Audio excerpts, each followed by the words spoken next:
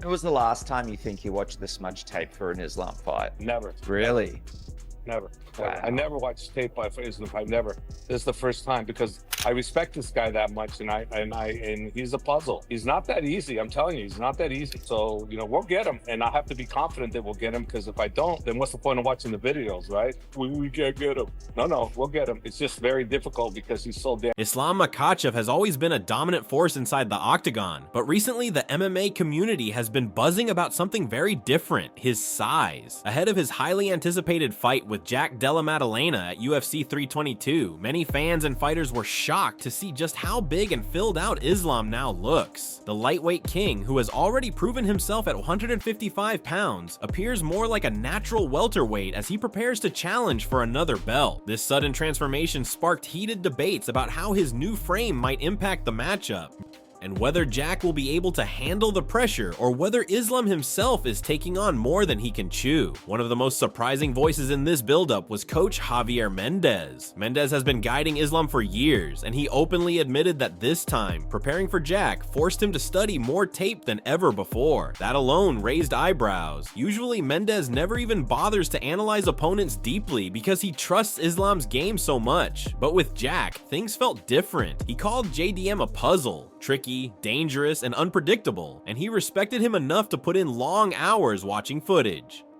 That confession alone showed that this fight is unlike any other Islam has faced recently. Yet even with all that preparation, Mendez stayed confident, saying they will find a way to win because failure is never an option. But while Mendez sounded careful yet optimistic, Dustin Poirier gave his own perspective on Islam's size. Poirier has shared the cage with him before, and he knows firsthand how big Islam is for lightweight. He pointed out that moving up to 170 isn't just natural for Islam, it's almost inevitable. At that weight, life outside of training camp becomes easier, and fighters often perform better without the brutal weight cut.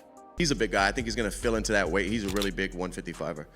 So I think his lifestyle outside of training camp is going to be a little more comfortable, and he'll fill into that weight class no problem. He's going to be, he could be champion there for sure.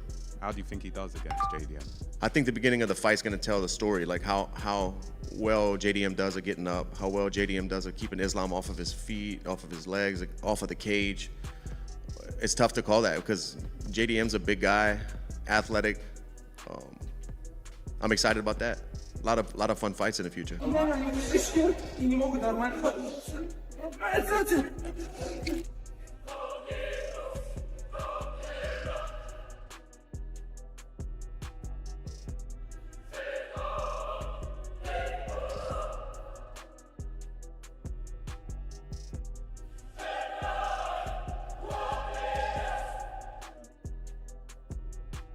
Della versus Islam, how are we feeling about that? I think Della is going to get it done. I've only spotted Della once, not really hard crazy, but his scrambles are crazy. And I feel Islam would feel like he bit off more than he could chew once he gets in there with him. People don't realize how big Della is as well. He's solid. He's going to knock him out, and I believe him. I honestly believe.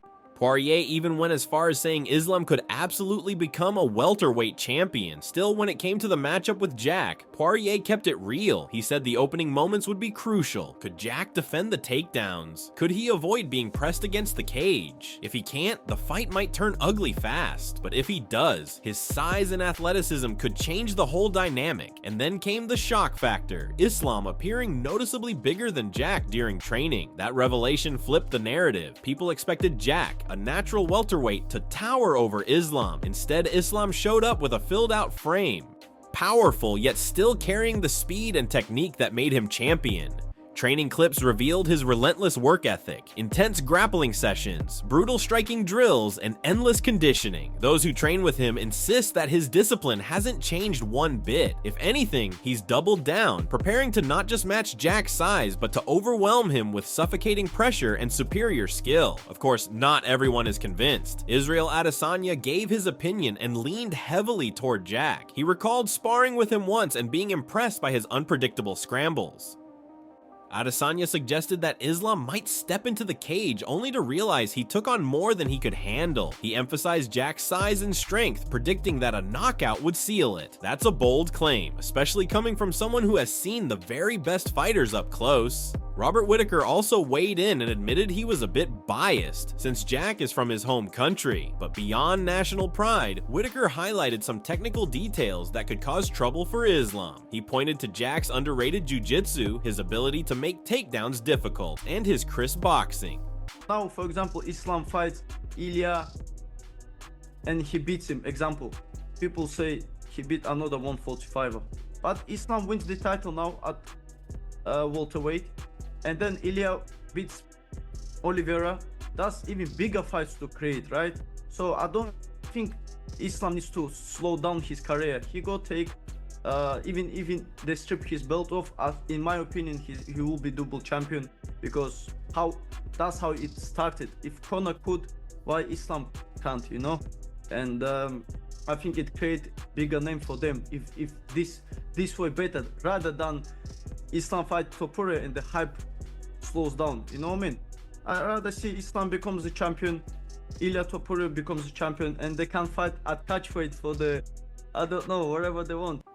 Whittaker explained that Jack's body shots and uppercuts could disrupt Islam's rhythm, forcing him into uncomfortable exchanges. From Whittaker's point of view, this wasn't just about size, it was about tools, and Jack has plenty. Islam Makhachev, on the other hand, looked further into the future. Instead of focusing only on Jack, he expressed interest in seeing Islam eventually face Ilya Topuria, but he argued that such a super fight would only make sense if both men became champions in their divisions first. He reminded everyone that when champions collide, the stakes skyrocket and fans get something unforgettable. For now though, Islam has to get past Jack, and that task is no small thing.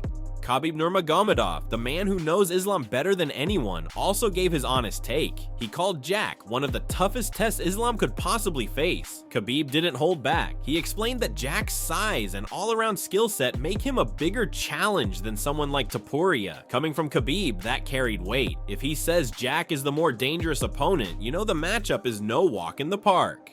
Some fighters took even bolder stances.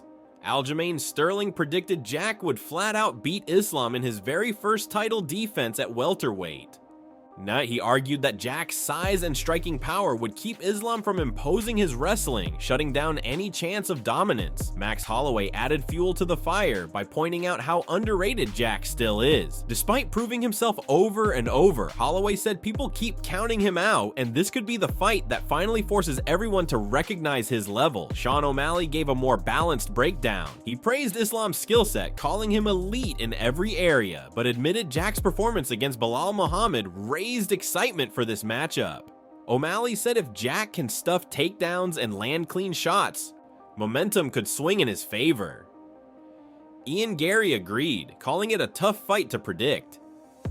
He acknowledged Islam's greatness, but warned that size does matter, especially when you're talking about moving up 15 pounds. Against a sharp boxer with strong takedown defense, Islam might find himself in a completely different battle. Even Khamzat Chimaev had something to say. He leaned toward Islam because of his proven championship success, but he didn't downplay Jack's threat. He admitted Jack's heavy hands and natural welterweight frame could be a real problem if the fight stays standing. Wonderboy Thompson added his perspective too, pointing out that welterweights walk around much heavier than lightweights, often over 200 pounds. He explained that while Islam has world-class wrestling, Jack has already dealt with tough grapplers like Bilal. From his view, it would be one of Islam's toughest nights yet. Yoel Romero brought another layer of unpredictability, calling the fight a true 50-50. He acknowledged Jack's knockout power and wrestling, but admitted his takedown defense wasn't flawless, which gives Islam openings. At the same time, he reminded everyone that Jack is huge for welterweight, bigger than most realize.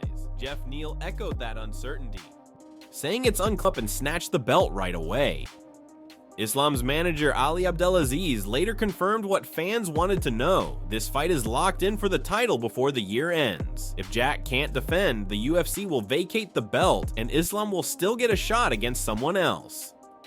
That announcement only added more heat to an already electric storyline. Meanwhile, other fighters kept siding with Jack. Philip Rowe doubted Islam's frame was truly built for welterweight and predicted Jack would break him down with constant pressure. Gilbert Burns also noted that welterweight might be better for Islam long term since cutting to 155 has become harder. Still, he warned that Jack's preparation with names like Alexander Volkanovski and Craig Jones means he'll come in with answers to Islam's game.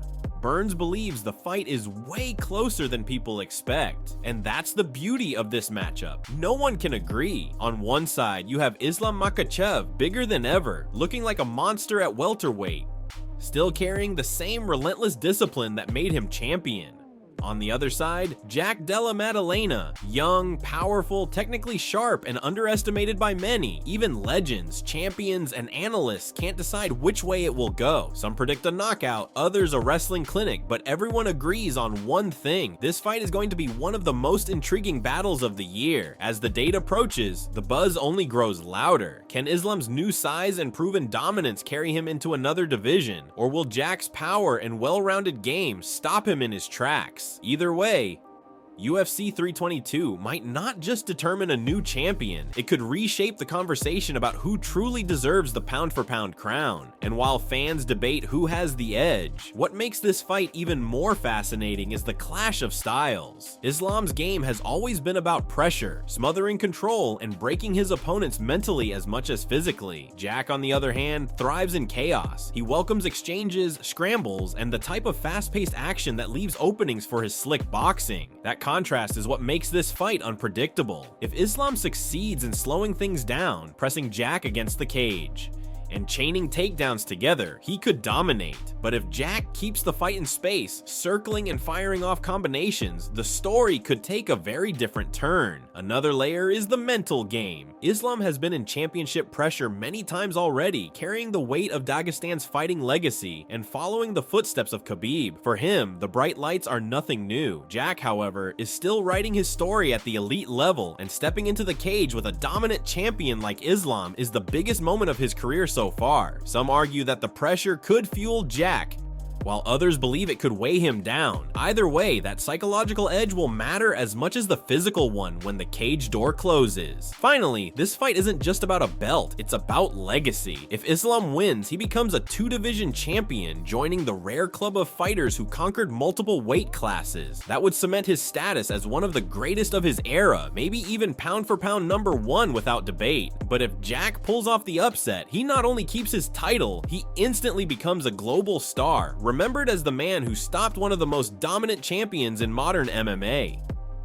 The stakes couldn't be higher, and that's why UFC 322 is shaping up to be one of the most must-watch events in years.